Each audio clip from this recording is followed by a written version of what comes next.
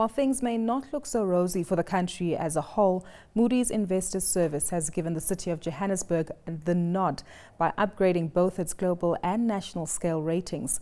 The global scale rating has been raised from Baa3 to Baa2, now the same level as the sovereign rating, while the national scale ratings has been raised by 4 notches, up from A2 to AA1. Joining me now to discuss this as well as other matters regarding the City of Johannesburg, and as well as the overall impact that this will have for the city, which is a world-class leader, is the Executive Mayor of the City of Johannesburg, Councillor Pakstau. Thank you so much for your time today, Mr. Mayor. Thank you very much. It's always good to have you on. I do recall the last conversation we had, which was of a similar nature with regard to another ratings agency showing their confidence within the City of Johannesburg by upgrading the city's bonds. This, once more, coming through from Moody's, certainly a nod and a vote of confidence for the city that you happen to lead. So met with lots of excitement, I understand. We're quite excited as the City of Johannesburg. We think that it's encouraging that the ratings agencies give us the vote of confidence and give the financial development plan that we've been working on a vote of confidence. You know, Moody's has historically taken a fairly conservative view around the aggressive capital investment program of the City of Joburg, and has been quite cautious. So to get a 4-notch upgrade from Moody's has been quite exciting, because they've pretty much reaffirmed the fact that we're on the right track, that we not only are spending in an aggressive way in terms of raising capital going to the market and raising a capital budget in excess of 10 billion now per annum, but that we're able to do this within a defined framework, and we've mastered the discipline of prudent financial management. And I think that the announcement yesterday came as a bit of a surprise if you get 4 notches up. Really? Considering that we're bucking the trend, so to say. So it's very encouraging, and we're quite excited as the city. Paint it into perspective for us, especially for the benefit of the resident of the City of Johannesburg. What kind of impact does this have with regard to attractiveness for our bonds here, for foreign investors? And more importantly, what does it tell us about the financial standing of the city itself? Well, you know, we finance our infrastructure through 3 different ways or means of raising our capital budget. The first, which is about 1/3 of the budget, is subsidies we get from national government. The second is a surplus that we generate from our own revenues, and the third is the ability to raise money in the bond markets.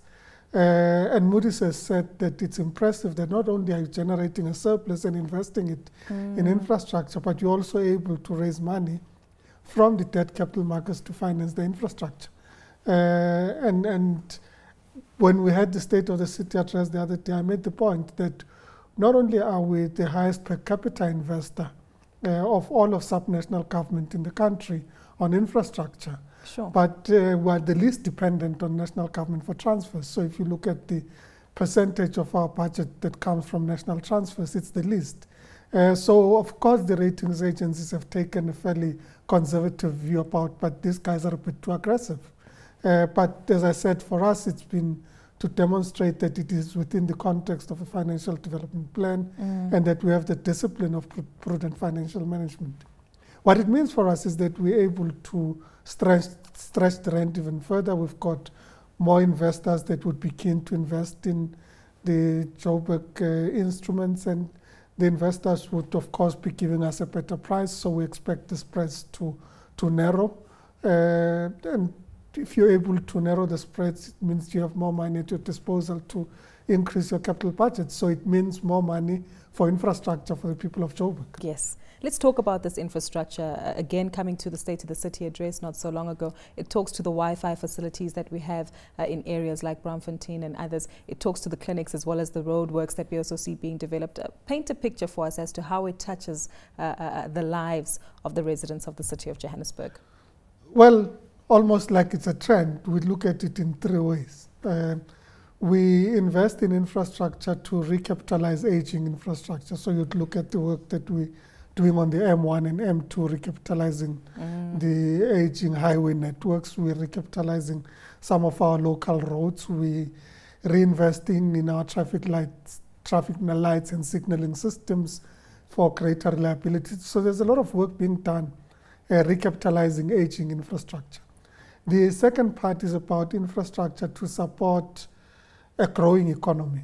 So we're investing a lot in infrastructure in areas such as Sandton, areas such as Rosebank, supporting the growth of Waterfall and those sort of areas that are growth and development areas. So we have to have the infrastructure that supports these developments, including public transport investments in Sandton that would allow smoother mobility and a reduction in congestion and addressing those sort of issues for an important area like Sandton.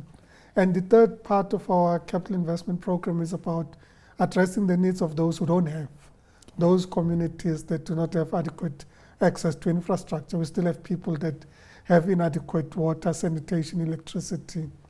A lot of money goes towards housing developments for historically disadvantaged communities and for poorer communities so that they are able to get access to subsidized housing in the city. So we kind of balance our budgets in that way. But the first two are very important for the investors because the investors look at how do you invest your budget in a manner that would create future returns. So for as long as, if you think of it as a business, Joburg Incorporated, we need to make sure Sandton works so that we're able to generate more revenue from Sandton because you're increasing the property values in the area, you're increasing appetite for people to invest there, and therefore your rate base. So it's very important. They look at it from that point of view. Of course, we look at it also from a city functionality point of view, but it's about balancing those things and demonstrating that you're doing that. And in the first year, it doesn't always look as obvious as it would after a medium-term period where you're able to demonstrate that over a 3 or 4 year period, you've been able to recapitalize your infrastructure so you'd have less capital flight out of the area and people moving out of the area. You'd have more people coming in, and that means that you're able to protect your revenue streams as a municipality. But it's also about investing in infrastructure that enables us to achieve the efficiencies that we require in the State of the City address. We indicated, for example, that our investments in our water reticulation networks have created the ability to reduce unaccounted for water from 31% to now 24%, and we're still increasing our investments in those areas. We've saved over the past 3 years in excess of 3 billion kiloliters of water. So that's a significant investment. You're reaching the benefits of the investments that you're making as the city. And we're doing the same in electricity and other areas. I'm happy that you highlighted all of these key features because it certainly does show that the plan that you fundamentally put together with your team is bearing fruit. And this comes back to a statement which you alluded to earlier, that financial resilience has always been a priority for the city. And given the plan that you've highlighted, this will certainly be sustainable given the level of investments that you're making and the future growth prospects from there. But this certainly takes a team, a significant team that is strong enough to handle public finance administration. What does this tell us about the leadership that you've elected to manage, to monitor, and even control the financing that plays in this arena of Joburg Inc.? The advantage we've had in Johannesburg is the continuity in leadership, both political and administrative. So there's a lot of institutional memory that we have in the organization that's built up with the organization over periods and gone through difficult times. So we've faced difficult financial times. We know what needs to be done when you need to make the correct decisions. We are able to anticipate and project much better than we did 10 years ago. And it is that level of consistency in leadership that I think demonstrates itself through the benefits that we're now deriving. But it's also about maintaining stability. We try and ensure that we reduce levels of instability in the organization. We don't have too many people being suspended, leaving the organization. We try and keep people in our organization. We try and groom new people within the organization and create new leaders. Of course, you would have to continuously bring new people up from outside that bring in new ideas and can help the organization. But to a large extent, we've placed a lot of emphasis on continuity. Exactly, which is needed. And it's keeping with the focus of grooming talent as well as continuity within the organization. I know that this is also a priority for the city overall. Coming back to the State of the City address as well, again, emphasizing the focus on youth, using technology as an enabler, as well as the incubators that the city has, in order to make sure that we maintain our lead as this economic hub of activity. From your perspective, if you do look back perhaps at the last few years, how significant is the progress that we've made so far, and what are the growth prospects like for the future? We've placed a lot of emphasis on innovation and on building partnerships with institutions that would enable that sort of innovation to take place. So we've got Wits University as a partner in our Jozi initiative, Yes. the Johannesburg Center for Software Engineering, that brings in the universities but also the private sector as partners in encouraging and fostering innovation in Braamfontein, so that you create a center for ICT and software innovation, the innovation of applications and those sort of things. And our hackathon, which is the Jozi initiative, is now in its second round. We are adjudicating now to have 10 people that have been shortlisted in our Jozi initiative, and that's about encouraging innovation.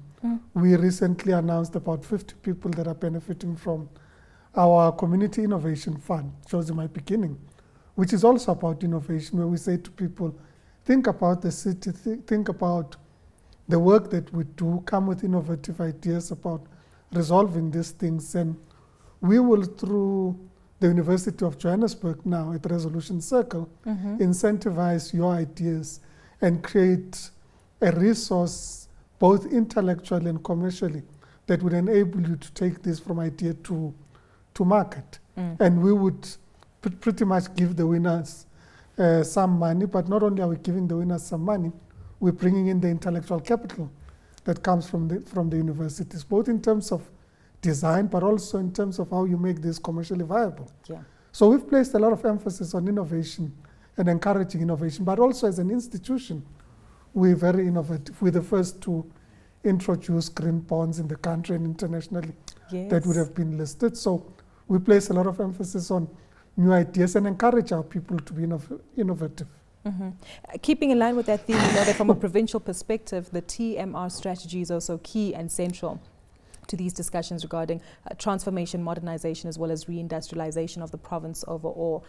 How have these initiatives that you've highlighted from a city perspective tied in and contributed to the overall provincial strategy being TMR? We're working very closely with provincial government. The programs that we've developed are complementing those of provincial government, whether it's about the township economy or whether it's about youth development, the TEPO 500,000. So our Vulindlele Jozi initiative that we're talking about, that has projects such as the massive open online varsity programs that we're running from our libraries, is actually complementing the provincial TEPO 500,000 program. And we've agreed with the Premier that our contribution to that vision would be through this program. And in fact, the Premier took it upon himself to visit our implementing partner, which is Arambe, and was quite impressed with the work that's being done there. And he's quite keen to replicate some of this work and take it to the rest of the province. So for us, it's about how we complement each other. I always say to my colleagues and to the Premier, if you have a good idea, my responsibility is to simply take it and implement it. And for us in Joburg, it's pretty much the same thing. So if we have an idea that you'd want to tap in, come and take it at any time. Exactly. Hence the camaraderie between yourself as well as the mayors of the other jurisdictions within the Gauteng province. But speaking of your partnership with the mayor, the Premier, excuse me, Premier David Makhura, in order to maintain the province's lead as well as the city's lead, talk to us about some of the challenges that you've both had to address on the ground regarding issues of service delivery, given the recent protests that we see in areas like Orange Farm, as well as outside of Ennerdale, where citizens and residents are still fighting for basic needs and services, even though they might do this in a very questionable manner by damaging property that's meant to serve them. You know, the Premier has initiated a program called Dirisano, where he says it's futile for provincial government to go alone to communities, that it's futile for municipalities to go alone, because what tends to happen is that when people talk about a school, the municipality would say, but it's not my responsibility. When people talk about a municipal park, the provincial government would say it's not my responsibility. So we'd go together. We engage with people jointly. In fact, we were in Orange Farm yesterday and engaged with the community of Orange Farm. The interesting thing is that those that were protesting didn't come to the meeting, but the Premier and I were both in Orange Farm talking to the community. So we do encourage people to come to the meetings, engage with us, and raise their issues with government, and we are there to engage with all communities. Mm-hmm. But keeping in line with that, though, Mayor, it seems as though there needs to be a new level of education and awareness when it comes to these citizens who are disgruntled but are not addressing these issues directly, like attending the meeting to speak to yourself and the Premier. What needs to change in our messaging to viewers who might be watching at home and might be disgruntled by service delivery? Well, sometimes some of the reasons are beyond service delivery. Sometimes it is the reality that there's an election, somebody's posturing, so they want to be seen to be doing something. Mm-hmm. But the easiest thing to do would have actually been, to be in the meeting. And we have to send out a message that we're a government that engages, and we've created the platforms for engagement that are adequate, and where there are gaps, tell us where the gaps are so that we can improve in those areas. Mr. Mayor, I'm happy that you highlight the Ndirisano approach from a provincial level, because that has certainly shown that it does bear fruit, given the fact that you liaise with the community members, you understand their needs and come back and deliver. I do understand recently a new clinic has also been opened up in the arena of Enadale. Talk to us about how this ongoing relationship and liaison with citizens has actually worked for the benefit of members of the City of Johannesburg. Well, in many ways, the priorities and the programs that we implement in the city are informed by our communities. Communities indicate what the key pressure points are. And we've taken a view that we need to be responsive to what the community needs are. So when we go through the integrated development plan processes of the city, it's not a tick box legislative compliance process. It is actually a genuine process of engaging with communities so that we can take into account the feedback of our communities. You know, when we had the IDP session recently, one of the major issues that communities raised that has been a priority, but not to the level at which the communities raised, it is municipal parks in historically disadvantaged communities. So people are saying we need recreational facilities for our children. And that changes our sort of orientation to say, well, we need to increase the number of community recreational facilities that enable young people to get access to these facilities. I'm using this as an example. There are more fundamental issues like clinics. We've adopted a new standard of clinics, of course, in the City of Johannesburg. The clinic that we're launching in Enadale is a facility that moves people from a porter cabin into a clinic that has 18 consulting rooms. It's got an emergency room. It's got maternal care facilities. In fact, the community is saying, with this type of facility, why don't we make it 24 hours? And that's the debate we're now having with provincial government to say, can we extend this to a 24-hour service? And we take the view that if you take a legalistic view about service delivery, you limit your ability to make an impact in the community that you're serving. Because legalistically, you would say, but primary health care is a provincial function. But we don't say so. We say there's a need in the community. We request province to delegate and then to give us the resources to complement the resources that we put into primary health care so that we're able to serve the communities better. And that's the sort of approach that we take and the way in which we prefer to work with the provincial government and complement each other. We have a program at our Gugulethu program that's about matric rewrite initiatives where we can assist matriculants that dropped out to complete their matric online. And it's a facility where we're partnering with both provincial government and the University of Johannesburg that has a high school accreditation. So we're using their accreditation as the mechanism of facilitating the matric rewrite program. So we don't sit and say solving developmental problems is about what is my primary mandate. In fact, if you look at the South African Constitution, it says, if a municipality can demonstrate capacity, government has a duty to delegate that responsibility to that municipality. It's something that as a country we haven't matured to, but we're continuously testing out the things that we can do that we can do that enable us to improve the services that we deliver to our people. Mr. Mayor, perhaps it's also time that we focus on active citizenry participation as well as responsibility. Given the positive financial standing of the City of Johannesburg, in order for us to access all of these services, clearly it means that ratepayers need to pay on time and regularly when it comes to their accounts. But how do we encourage that particular role? Where Johannesburg citizens and residents are aware that the smallest change that they make does aid to the positive benefit for the greater good. We continue to encourage active citizenry and responsible citizenry. We think that it's important that we promote it as a key priority. In fact, it's one of the priority programs that we're implementing as the city, because we think that the success of cities always comes from active civic engagement and participation.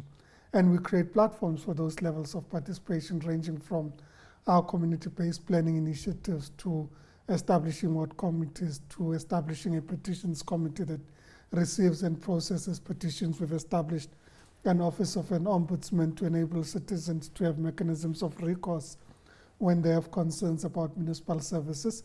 But it's equally about citizen responsibility. Paying your rates on time enables us to get a better credit rating, because in fact the ratings agencies look at that and they say, well, your income is a lot more consistent, a lot more reliable, and you get a better credit rating. It reduces tariffs, it reduces interest rates, and it improves the way in which we're able to improve our services. So shall I give myself a tap on the shoulder, on the back? Very important, very, very good. It's very important because we need to, it's not a transactional relationship, and I think a lot of people look at it almost as a transactional relationship. I pay my rates, you do your job, sort of thing. But it is about how we build a city that's inclusive, that enables people to feel part of a whole, where you can access transport facilities, libraries, social and other amenities, museums, where you have access to the roads, the traffic lights, the water, sanitation systems, stormwater attenuation systems that a municipality provides, and an administration that's responsive to your needs. But that's about continuous citizen engagement and citizen responsibility, and ensuring that ultimately we as public representatives are accountable to the citizens. Remember, we have a 5-year contract with the Johannesburg citizen. We go to an election, they vote us into office, and that's a primary relationship. Our duty is to represent the people of Johannesburg in the municipality. That's our primary responsibility. Yeah. Sometimes people think we have to represent the municipality in the community. It's actually the other way around. We represent the citizens in the municipality, and it's important that we take the views, the interests, and the aspirations of our citizens into the municipality. But that's a covenant, as we said in the State of the City Address. It's a relationship that we have to build with our communities and consolidate with our people. Both individual citizens, community organizations, but also corporate Johannesburg, because those are important parts of the relationships that we've been working on. You would know that we're working on a range of programs that we're implementing with private sector partners, ranging from Discovery to IBM, so both local and international partners implementing different programs on health for our kids with Discovery, to educational programs that we would have with IBM, Microsoft, or SAP. So it's really trying to build that sort of corporate citizenship and participation that says corporate Johannesburg are an integral part of what we do, and we need to move in the same direction. The corporate citizenry is clearly a positive impact, because with all stakeholders buying into this positive story and working actively towards a better City of Johannesburg, as you say, it's illustrated in the ratings that we get from credit agencies as well as from our global peers. Speaking about global peers, Mr. Mayor, I understand a little birdie whispered to me that you up as a candidate for a potential global position, or to represent the City of Johannesburg globally with regard to United Cities as well as local government. Paint a picture for us to understand here just how significant this role might be, and what the function of it is too. Well, it's a very important responsibility that my peers and colleagues, particularly in Africa, have said, well, it's Africa's turn to lead the association of local authorities. It's called the United Cities and Local Governments, and have nominated me to become president of UCLG. It's been overwhelming to the extent that your peers and colleagues say that we have the confidence that you are the right person to lead the organization. It's a global body. It's the primary representative of local government in institutions such as the United Nations. It forms partnerships and relationships with bodies of the United Nations and other international agencies that we need to partner with to advance the global development agenda. And the fact that Africa has nominated me, but that we've received support from Europe, we've received support from North America and from Latin America so far, and we're having positive feedback from Asia, the Asia-Pacific region, suggests that not only are we getting support from our colleagues in Africa, I mean, it's always encouraging when you're in a position that you say, you know, the anchor of the campaign in Europe is the mayor of Paris, or the anchor of the campaign in North America is the mayor of Montreal, or the anchor of the campaign in Latin America is the mayor of Buenos Aires. And they're saying, we actually think that Johannesburg is best placed to take local government internationally to the next level. So basically stamps and gives us approval as well as some confidence to identify that the fact that the city of Johannesburg is a global leader.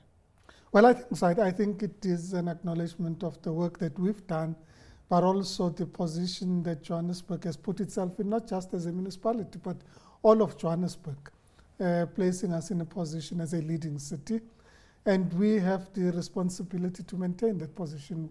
We also have to demonstrate our innovation. So when C40, which is the climate change and environmental body of local authorities, says that the bond that you've designed and has been listed on the stock exchange is the most innovative idea in terms of municipal financing over the past 3 years, because you're the first municipality internationally to list a bond, a green bond, on a stock exchange. We don't take credit only as the city of Joburg, the municipality. We take credit with the JSE because we designed the product with the JSE. We take credit with corporate South Africa that invested in a new instrument that they had to believe in. They had to believe in this instrument that we've designed, and they put their money and backed us, and that's what won us the accolades as an innovative city in terms of municipal financing. Exactly. Well, it's a positive note to end this conversation on. As you mentioned, confidence not only in our city and its management, confidence in our private sector in their participation too, confidence as well in our residents who also contribute positively to the environment, as well as our leader. Well, that does bring us to the end of this very special discussion. Once more, a specific thank you to our mayor, executive mayor of the city of Johannesburg, Councillor Bugs Tau, as well as you for watching. Do be sure to interact with us on social media platforms. But until next time, from myself, Gugulethu, Cele, and the team, it's goodbye for now.